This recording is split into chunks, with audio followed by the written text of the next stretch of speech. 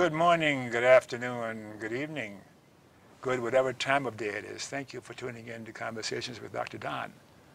For your first-time viewers out there, Conversations with Dr. Don is an ongoing series of 1-hour standalone talk shows where I interview interesting people like most of you out there about who they are as unique, one-of-a-kind individuals, and about whatever it is we have decided to talk about. Tonight's guests are very interesting and intriguing in a number of ways for me. The title of tonight's show is Personal Encounters with Racism. And as we go into the show, you'll learn why we talk about personal encounters with racism, because of our own particular racial orientation and mixtures and generational kind of a stuff. And we're all very interesting in our own right, but the three of us together is going to give you one heck of a show. And to my far right over here is Ted Powell, who's been on a number of times in the past because he's irresistible with the stuff he talks about and how he talks about it. And my new friend here, Barbara O'Hare, I met, 6 weeks, 2 months ago at a showing of Ethel Fugard's a stage play, Blood Knot, here in Portland. And she was in the viewing audience, and we got visiting with the director after the performance was over. And I found her so interesting and so much about her, I thought she'd be an awfully good guest tonight. And I think you'll agree with me by the time the show is over, an hour from now. Okay. And as you know, the show goes in typically 2 parts. The bio part, where we ask you about who you are personally, just enough to have people know where you're coming from when you have voices and opinions about things we'll be talking about. Got a bit of a cheat sheet here, questions to ask. And you sent me 4 questions that are going to be provocative enough. It will take an hour and a half to cover, so we'll leave you out, Ted. And I promise you have a good time. We have a good show for you. So let's have you model a little bit about the first part of the show, the who are you. I won't ask you the questions because you've answered them all before. And if you miss any important stuff, I'll ask you anyhow. And then we'll go to Barbara and have her talk about that, who she is personally, before we talk about personal encounters with racism and related subjects. So who are you, Ted? What's your name? I was born Detlef Strawberry. Say that again? Detlef Strawberry. Say that again. Detlef Strawberry. What the heck is that? It's a German name. You see, I should have warned you. And the English version of your name is? Well, I think somebody decided Detlef translated into Ted, and Strawberry just sort of got dropped, and Pyle was adopted. Ah. How was that name adopted? Well, my parents didn't send for me until I was 6 years old from Germany, so I lived with German relatives in Germany for the first 6 years of my life. And you spoke German? And I spoke only German when I came to America. So, yeah. Wow. When were you born? 1946. 46. Anything significant about your racial, national, or cultural heritage? That's a loaded question for you. Yeah, well, of course. Lay it on me, baby. Yeah. Well, of course, I was born what I considered into an alien world because I was the only non-white, as far as I knew, on the planet in Erlangen, Germany in 1946. For those first years, huh? Yeah, yeah. Uh-huh. And do you have a religious preference now? Now. And I forgot to mention, you don't have to answer any questions I ask you, you know. Well, I went through some transition, but it was German. Of course, everybody's Catholic. You immediately get sprinkled at birth. You have no say-so about that. Harmony. Yeah. And then when I came here, my father was Baptist, which is typical. So I was given a Baptist indoctrination, but in the end I became a humanist, a free thinker. What's a humanist and a free thinker? I was trying to say in a few words for Barbara what a humanist or a free thinker is. Will you say a few words to her for me? Well, a humanist is a person who doesn't believe in the supernatural, but believes in the human's ability to come up with moral and ethical values and through reasoning and logical and critical thinking, yeah. Very good. I wish I could have said it as well as you say it. And your formal education, is there anything of interest to the viewers about? No, I went to college, switched majors from electronics to automotive, and ran an auto repair shop for 25 years, yeah. Auto repair shop for 25 years? Yeah. And you've got this fine, curious mind. Pardon me, that's showing my bias. If you work on automobiles, you couldn't be a great thinker, right? I withdraw the question. And are you retired now? Yeah. What do you do in your retirement? I work for Jobs with Justice and the Unemployed Commission, and right now we're trying to do some video productions. Yeah, Jobs with Justice. Will you say a few words about that?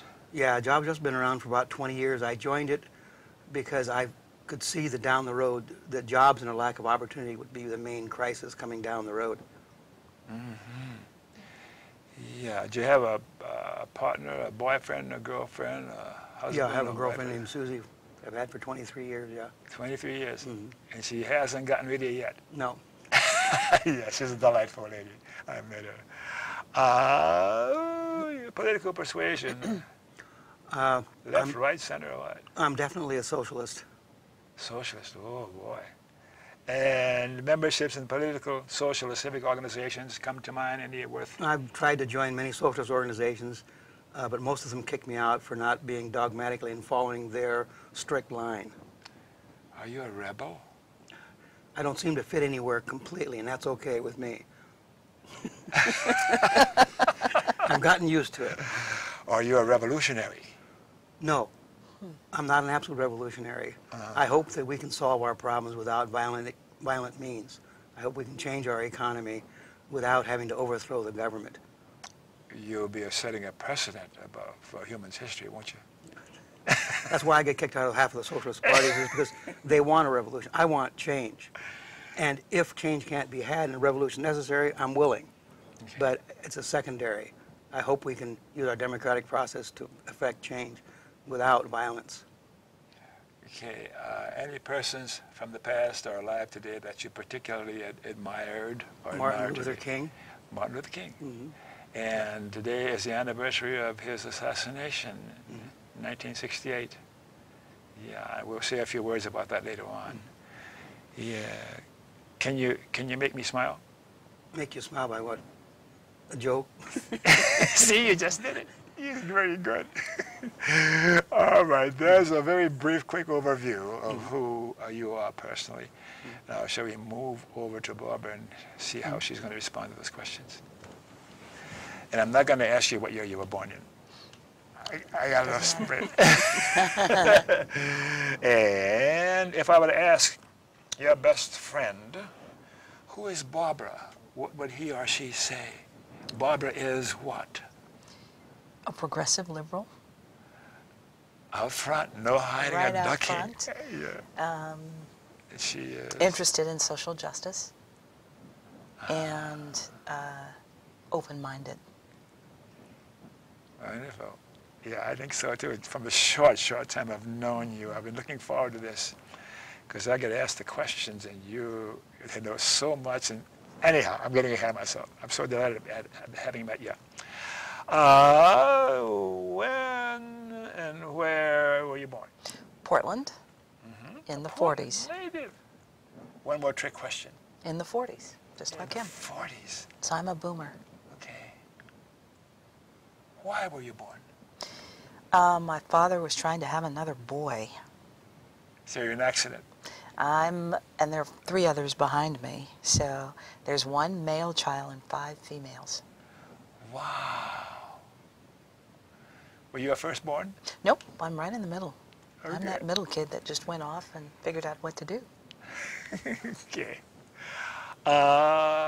Any significant stuff about your cultural or racial heritage? I don't think it's any different than most people. I just think most people don't know about it, but it sounds significant. Tell us. My mother is the offspring of one Portuguese who was probably Jewish and looked like Michael Jordan, who married an Irish Choctaw woman who taught him how to speak English and lived in Baton Rouge as an Irish tailor These Americans don't know how to talk like that. Baton Rouge. Baton Rouge.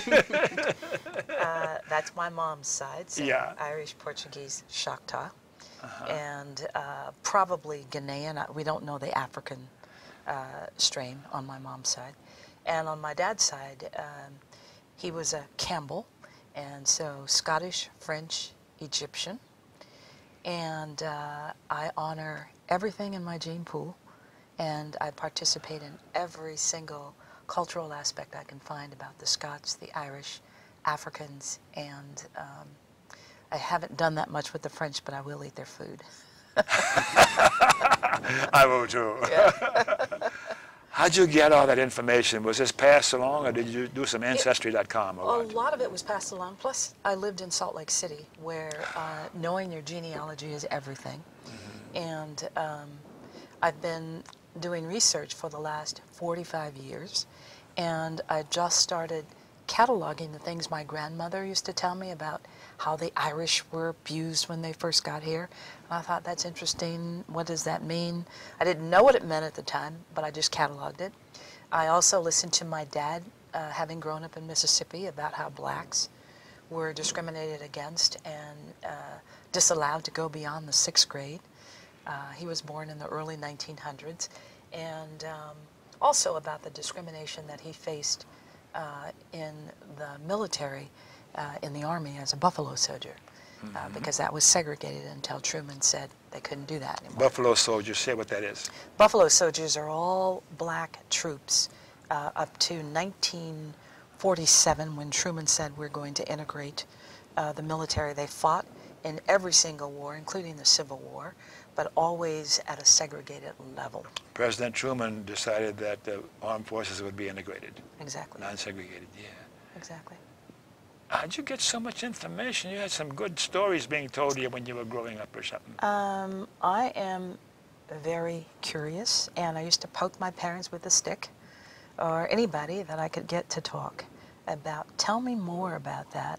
And I do it not just with discovering my lineage, but when I want to find out about people that are from a different ethnic group, I am so interested in what they eat, where they came from, and I've traveled around the world as well.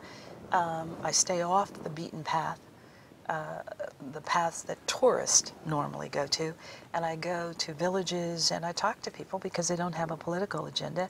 How did you get here? How long have you been here? What wars do you remember? What language do you speak? And especially, what do you eat? Because I'm a foodie. Are you writing your memoirs? I am writing a book, and I am going to probably, I have it in journal form right now. Sure. And I am so interested in writing it, not because I think I'm so interesting, but because I think the ability or inability of individuals to get along from different ethnic groups is so important. Yeah. And your formal education? I have a bachelor's in arts and letters, and I'm 1 credit away from a degree in speech communications. Yeah. And I've gone through the Portland Teachers Program for 2.5 years, and the University of Portland's nursing program for 2.5 years. So, kind of like you, my interests are all over the place, and I pursue them. I forgot to ask you about your religious preference. Is that an appropriate question? Sure. I think so. I think more appropriately, I ask people about their spiritual center, but I'm actually a preacher's kid. And I was raised in the Church of the Nazarene, which hails from Kansas, in a Jewish neighborhood. And I have been invited to sing with the Mormon Tabernacle Choir when I lived in Salt Lake City. Whoa. And at age 14, I wanted to be a Catholic nun. So once again, I'm all over the place about what I'd like to have stamped on my forehead as the name of the religion, but I'm so into the spiritual center and what it is that you exude as a spiritual individual, not the name of your religion so much. What do you mean by spiritual? I mean that if you believe in a higher being, what are you doing about it? And how are you living? And the result of those questions are spiritual. How you treat yourself, first of all, because that is the foundation for how you should be treating others. And if you do love yourself, how you're treating other individuals and how you feel you can positively impact the world on a daily basis. The reason I ask the question is I get various answers from people I ask when they say, oh, I'm spiritual. And I would say, what do you mean by spiritual? And I get a whole variety of different answers. For me, having been at this for a few years, I've come up with my own idea of what spiritual is. And I'm a humanist and agnostic and all those kinds of irreligious or non-religious things. It's a word that's used to describe that which is indescribable. It's in the category of feelings. It isn't cerebral, it's here, it's in the gut, in the total of the human experience. I can see a little baby in a shopping cart that's very 18 months old or a year old and looks over at me and gives me a look. And we connect eye to eye, and there's a feeling that occurs into me that I can't find a word for. And it makes my eyes wet. That's spiritual for me. Well, you're nodding your head for you agree. I think all paths to God are valid, and I know there are paths that people don't believe in that lead to God, or they don't believe in God, and I'm okay with them too, because I think our Creator already knew how different our experiences would be and how different the entities on this planet, in this realm, would be. You're talking, let's leave that and go someplace else. Okay. Okay.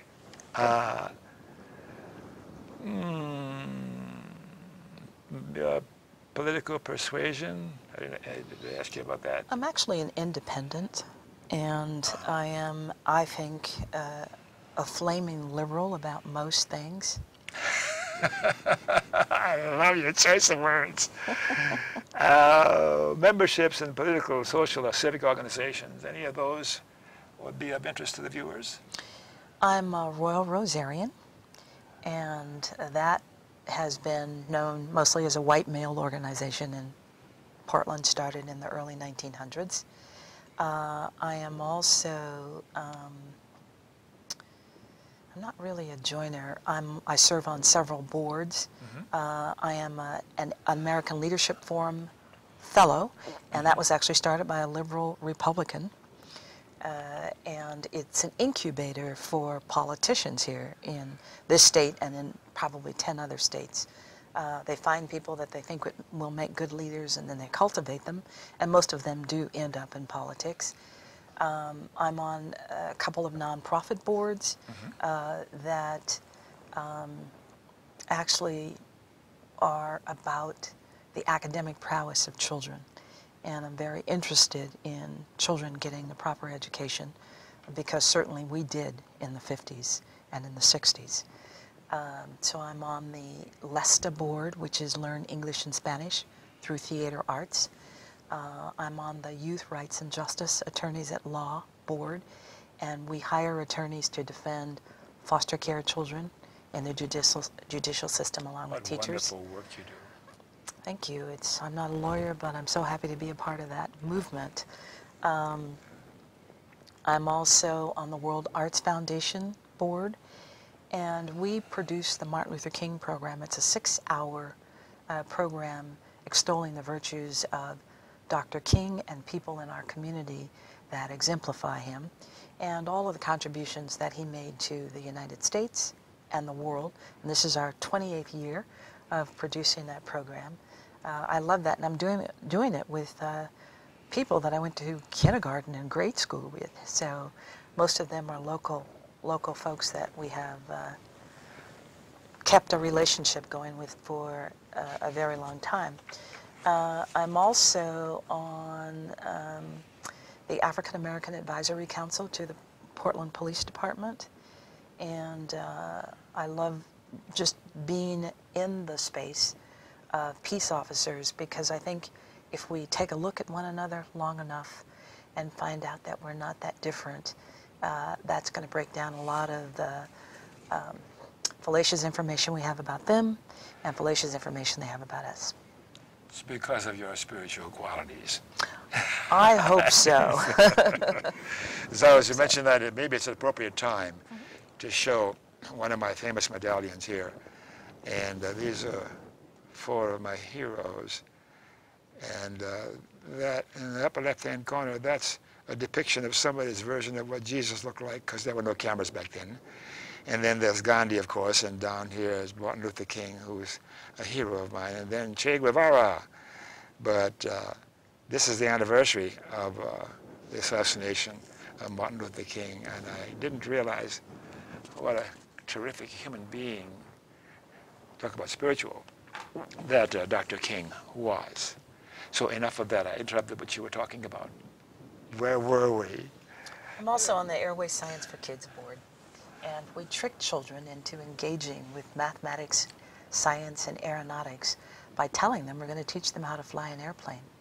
So when they sit down at their desk, it's a flight simulator. And we also talk about character as well and how they can contribute back to the community. So Do you ever sleep? I do, but we're the boomers and we just say next chapter. Okay, how about any persons from the past or alive today that intrigued you, or you particularly admired or look up to? Any names come to mind? El Haj Malik El Shabazz, Malcolm X. Malcolm X. Ooh, your credentials are getting longer and longer. Dr. King, of course. Of course. Huey Newton. Chairman of the... Black Panther Party. Yes.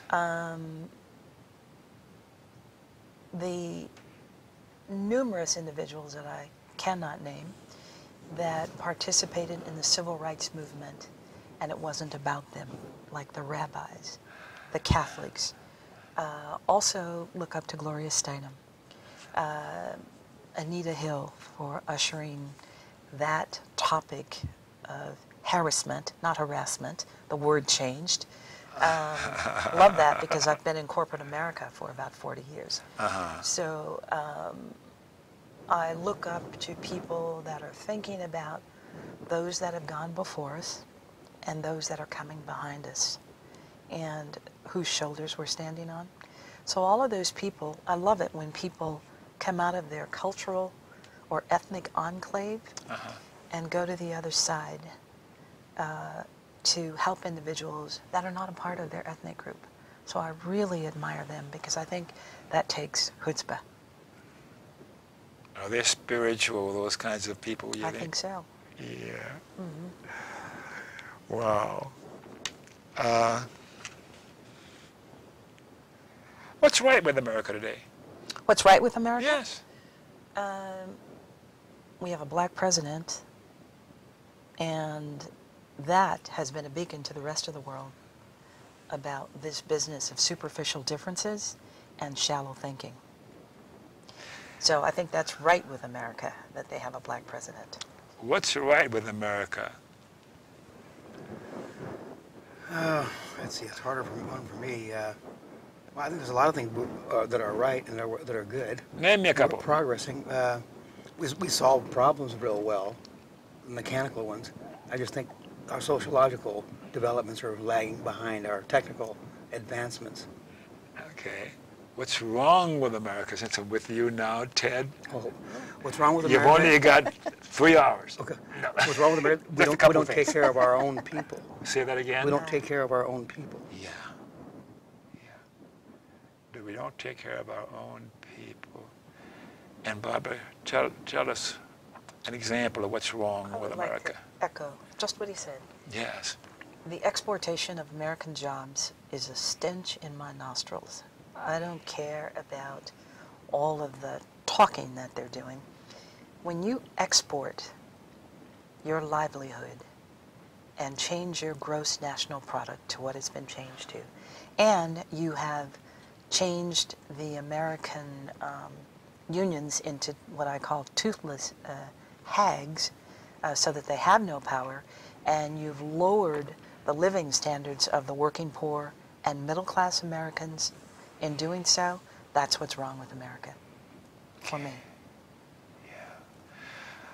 Boy, we should take a break because we can go on, because you want to get to the subject, broadest possible consideration of the title of the show, Personal Encounters with Racism, and then the specific and personal. And I have some personal that I will share with you, even though I'm the host. So, Mr. Director, can we take a break, please? We'll have, the mics will be off for about 2 minutes. Okay.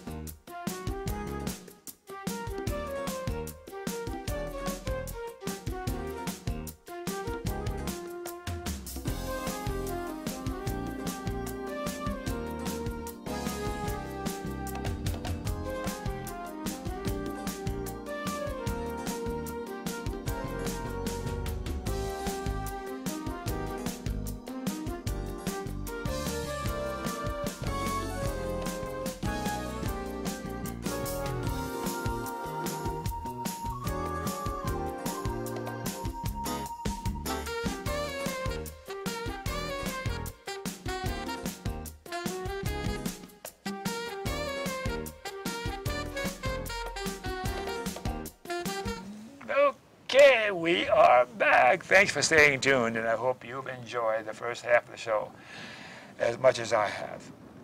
And for you viewers who missed the opening of the show because you were just channel surfing and found us by accident, Conversations with Dr. Don that you're watching is an ongoing series of 1-hour standalone talk shows where I interview interesting people like most of you out there about who they are as unique, one-of-a-kind individuals, and about whatever it is that we have decided to talk about. And we've been talking about who my guests are personally, and now we'll talk about personal encounters with racism. And from what's been going on in the first half of the show, I'm just excited about what's going to be going in the second half of the show. So bear with me. Let's go to my beginning. Is America living up to its promise? And either one of you can answer that. What's America's promise, and are they living up to it? Is America living up to it? Me? Either one of you. Go ahead. Well, of course, the promise is an ongoing thing, and I believe that we're failing our young people and our whole public in the areas of jobs and education and preparing them for the future.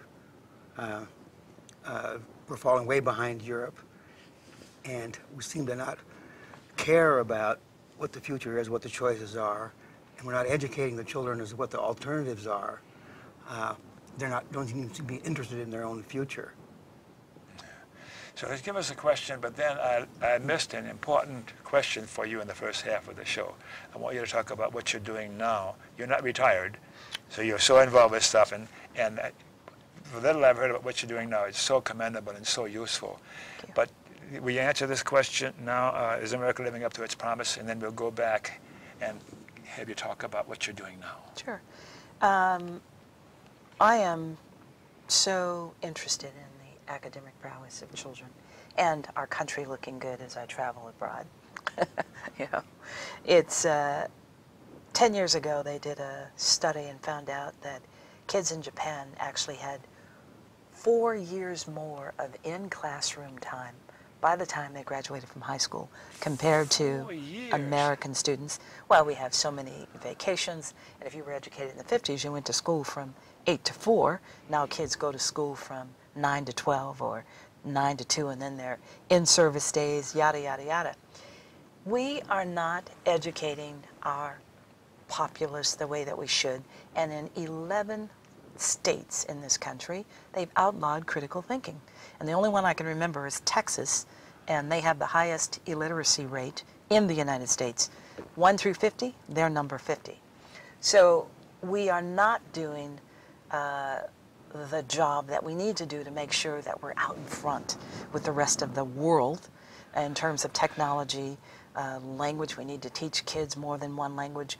We need to teach our students all about this new wave of technology, and we need to do it in every single community, whether they're rich or not.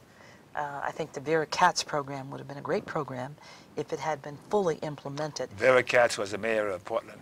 Former mayor of Portland, in stating that tax dollars would be amortized over communities, rural and you know, in the city.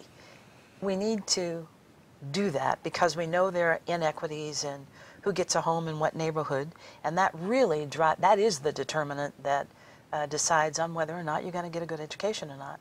You can just have housing discrimination, and so you kids in these areas will have older books, mediocre, inferior teachers, and these kids whose parents have all the money and all the access and all the privilege will get better educations. That shouldn't be. There should be an amortization, a spreading around, so that everybody can have access to the proper education to do well and make a contribution back. So how does what you just said affect America's promise? They can't possibly live up to their promise if there is inequity in education. What is America's promise, specifically?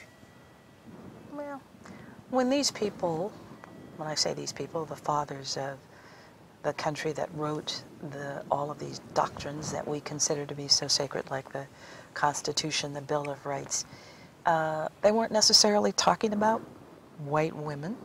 They weren't talking about people of color. They just weren't. So we have to find different ways to interpret that, and we have come quite the distance in doing some of those things and in changing some of the inequities. But when you look at Black Americans in the late 1800s, they owned 1.8% of all businesses in the United States. What do you think that number is now? 1.8% of all businesses. No change. No change. Oh my gosh. Zero change. What's America's promise? Well, it has been that each generation shall live better than the previous, and that's dropped off the scale. But I really fear there's a new civil rights crisis and a new civil rights movement being built. It's changing. It was, you might say, the first civil right was not to be owned. The next civil right was an equal opportunity to access to jobs.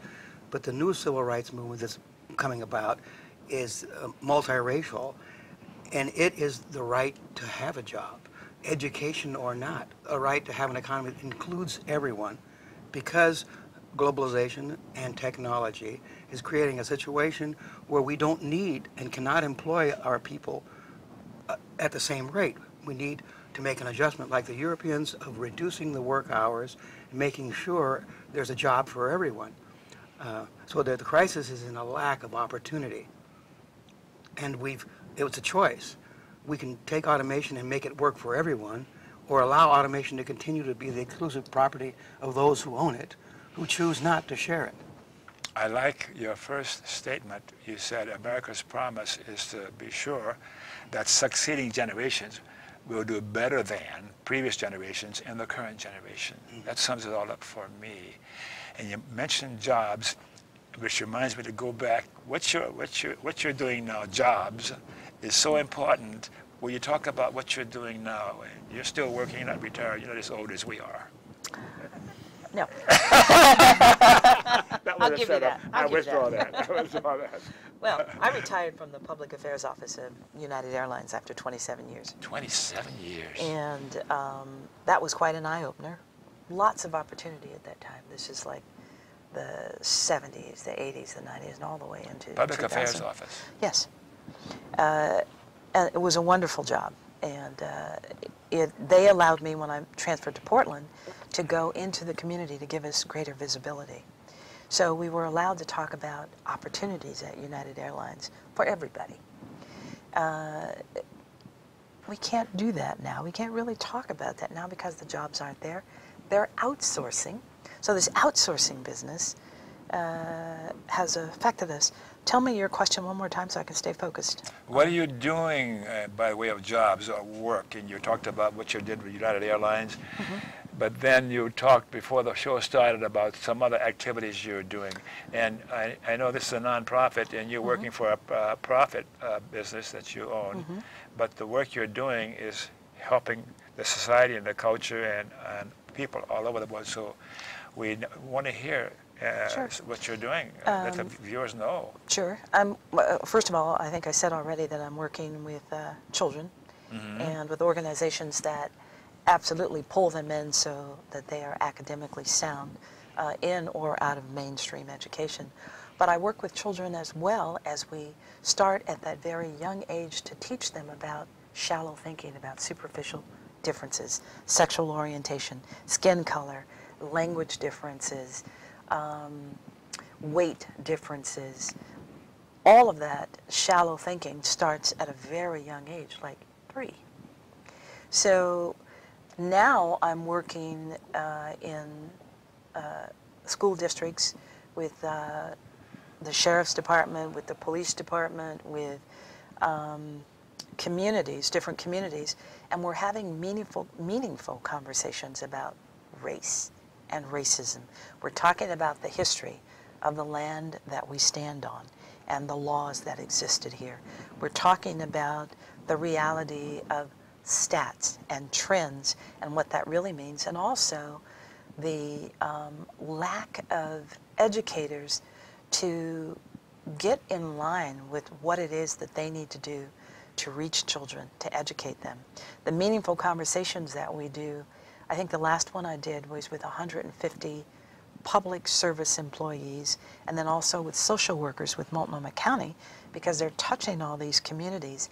We need to understand that all of these things that we do to one another that are negative send the walking wounded right back into our society to replicate those behaviors one more time.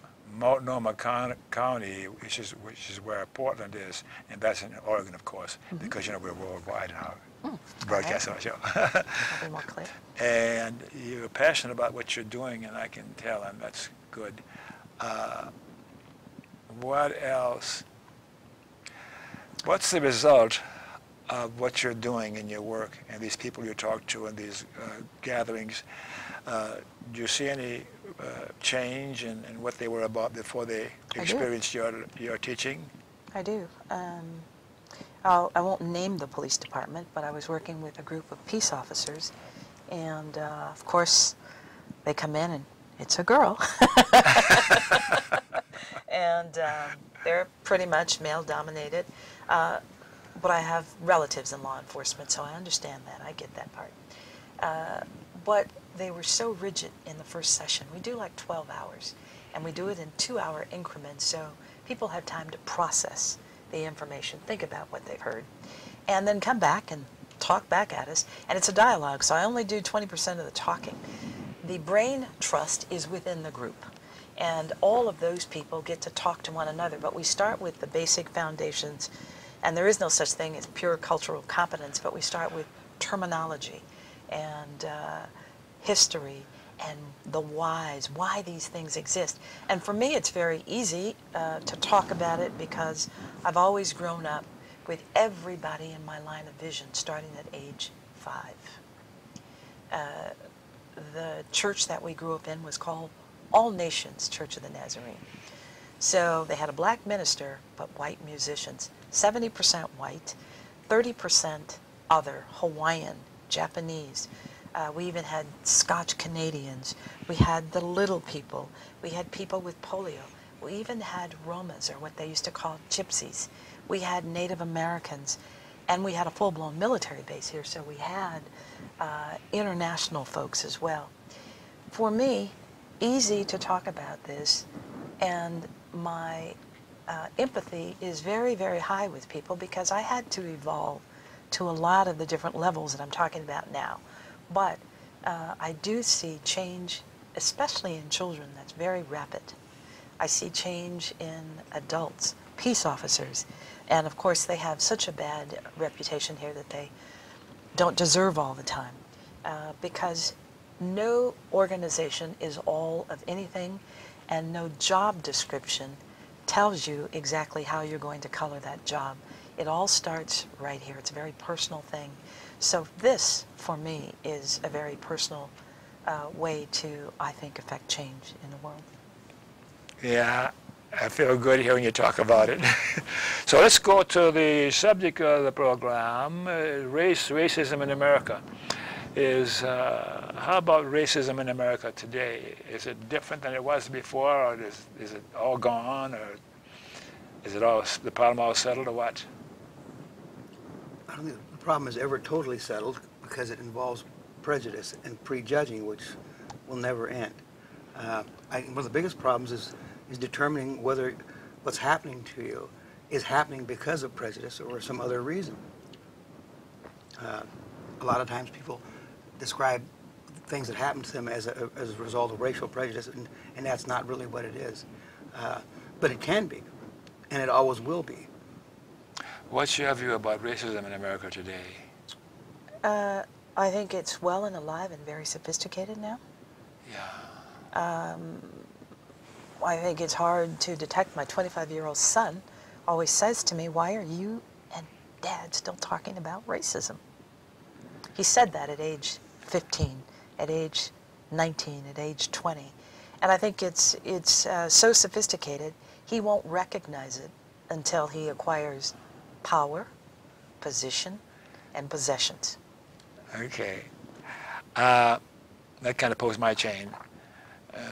The question, and something you said, Ted, to recognize or to guess at whether it's racism because a white person is discounting me or disrespecting me or behaving toward me as though I'm less than he or she is, or is it because I've got white hair and it's ageism, or is it for some other obscure reason or even some psychological reason that it would require 6 months of therapy to uncover.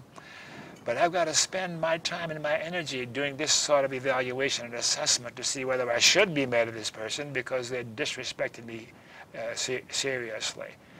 And that time could be spent in appreciating that baby I talked about in the basket who looked at me and gave me a special unconditional recognition, or a beautiful sunset, or that time could be better spent enjoying my existence rather than considering whether or not someone is trying to put me down.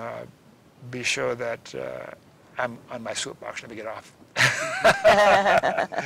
Well, let's continue on. How about Hispanic racism? You experience any racism from Hispanic people? Or do you look at Hispanics as though you're better than they are? Well, I think prejudice exists in all directions, even amongst whites. So it's universal. So I think the other day someone was telling me about that they were having problems because Hispanics were very prejudiced against black males dating their daughters. All that's typical, and I'm sure it goes on, and it's an ongoing battle to keep from being prejudiced. But does it go away? No. Will it? No. And like she was saying, her sons will probably not experience it until they get in the right position, because things can seem pretty good until one example I gave is my high school physics teacher, many years after I graduated from high school, had for years been wondering whether I experienced prejudice in Evergreen High School, being the first and only non-white there. And I explained to him, I said, well, no, I didn't experience any prejudice until I knocked on the door to see someone's daughter. And then I found out there was a brick wall. So, yeah, until, it can seem to be awful liberal now, but there's still always those underlying prejudices, and a lot of times they are an absolute brick wall. You can't see them until you get there, until you need it, or until you count on it. And there it is. But it can be something that isn't there that you think's there. It's very hard to tell. And Barbara, I'm going to answer your first question and then just talk about an experience here when you can really tell and spend all of your energy in Portland, Oregon. First of all, I think Tony Parker ruined it for blacks and Hispanics. Eva Longoria. See who those people are. Eva Longoria, a Hispanic female that campaigned with Barack Obama, was married to Tony Parker, who, by the way, is, I think he's an Italian citizen or a French citizen and played for the NBA. Okay. But their breakup was so public. But my son, 90% of the women that he dates are Latina. Mm-hmm. And because he can date whoever he wants now, he feels like there's no racism here in Portland. And good for him, have that experience right now. But in Portland, in the 50s, when I was in high school, grade school, my sister did a science project and taped all of these parts of flowers on a piece of paper and put her name on the bottom and taped that on there. She got a C. So our neighbors, 2 doors away, the Lawrence family, white, and best of friends, everybody in our neighborhood was pretty pleasant after 10 years. And he took her paper, took her name off, put his name on it, didn't change anything, and he took it into the same science teacher. He got an A. That's in your face. Oh. That, you know. The same thing happened to me in grade school. We had tracking in grade school. So we had the EE classes, which were the accelerated education classes. And so I had friends from kindergarten through the 8th grade. We all were in the accelerated classes. We knew our SAT scores because they posted them outside your door in descending order with your name by them. I transfer to Jefferson High School. I never see them again because my counselor puts me in remedial courses. And in the 10th grade, she gave me a remedial math class, and I said, we did algebra, trig, and geometry in grade school. Why am I in this remedial class? This is where you belong. That's the answer. Pure racism, in your face, and you got to try to figure that out when you're in the, 9th grade.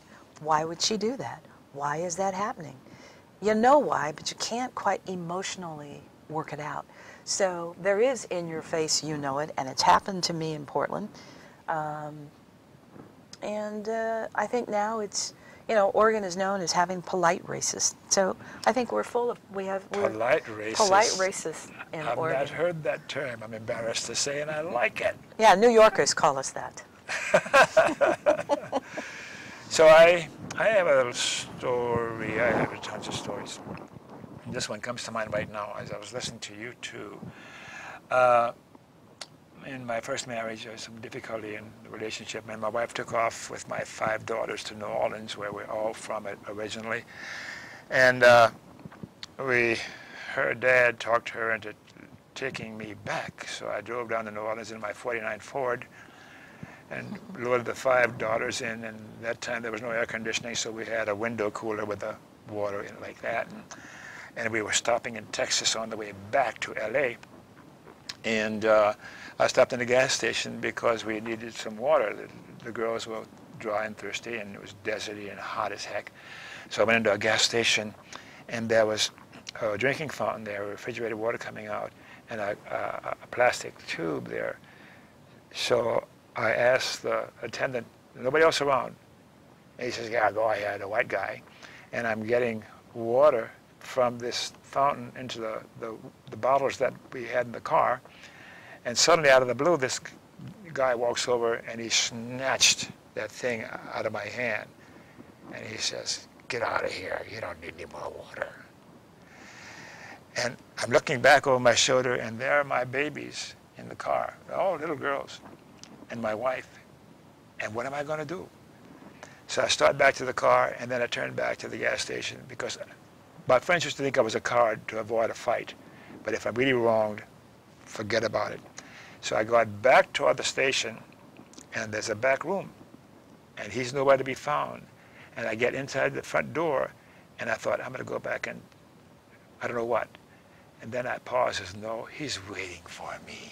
There was no doubt in my mind he was waiting for me. So I turned and carefully walked at a deliberate speed, not running, to get back in the car to find another station. Who knows where I would find one later on to get some water for my daughters.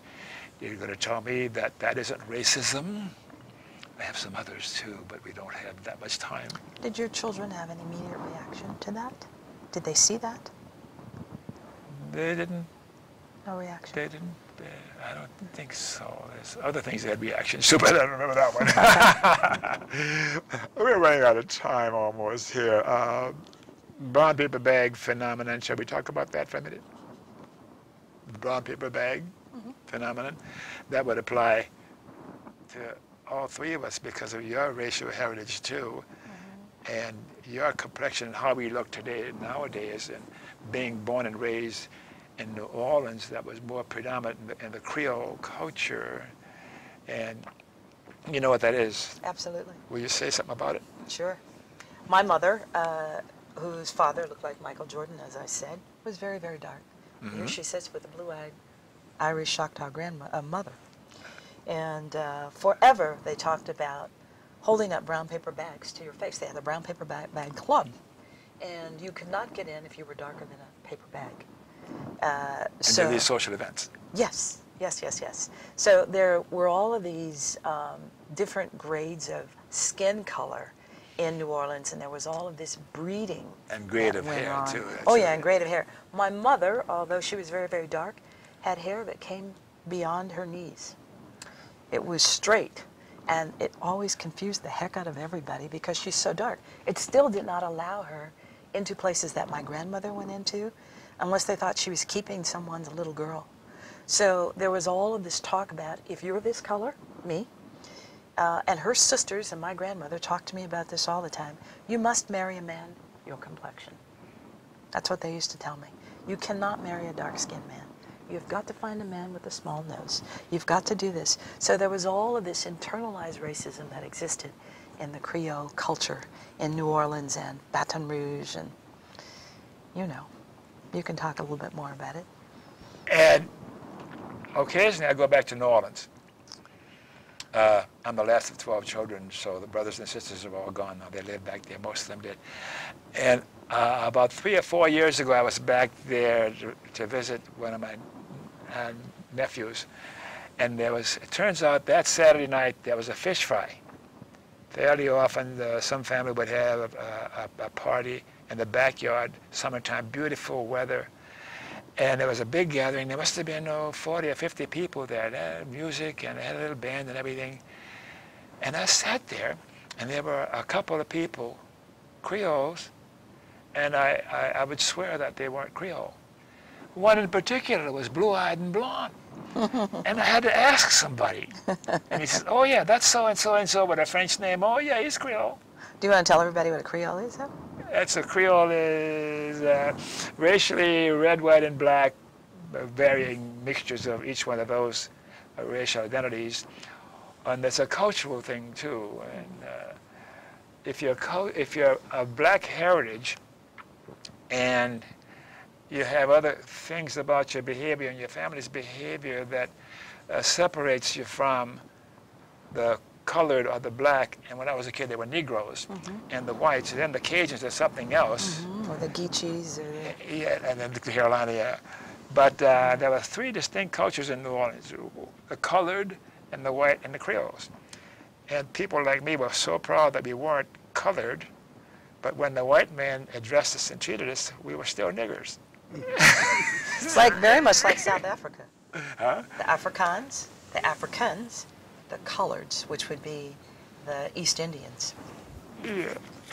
We're running out of time, so let's just have you say a few closing words to the viewers about what's happened in this show tonight and anything else that comes to mind for 30 seconds or so before we close things down. Yeah, I'd just like to say that I think that the focus needs to move from the racial prejudice to the economic prejudice, because all races have a common problem in not having opportunity for their children, and that they need to pull together to make sure there's opportunity for everyone, because the bickering has always served the people on top. Okay, thank you. How about you, Bob? Any closing comments for the viewers? In response to the topic that you wanted us to talk about, I just want the audience to know what racism is. It's the ability to oppress individuals politically, economically, physically, sociologically, solely based on something shallow like skin color. And also, just because we have all of these laws, freedom and laws don't eliminate racism, and freedom doesn't mean equality. Find allies outside of your cultural enclaves and keep talking. Yeah, there's so many isms to be concerned with out here. It's when these isms get in the way of people living happily and satisfactorily in their existence. So, Mr. Director's going to yell at me if we don't do the public service announcements. You want to do that now, Mr. E? To get my show local broadcast schedule, go to my website and click on present activities, and there's the local broadcast schedule for the Portland metro area. And to get my shows on the web, go to my website again and click on favorite links, and there'll be instructions there on how to get my shows broadcast from the local jurisdictions. And the ACLU, oh, the American Civil Liberties Union, I love them. Without the ACLU, I think our civil liberties would be in worse shape than they are right now. And what else?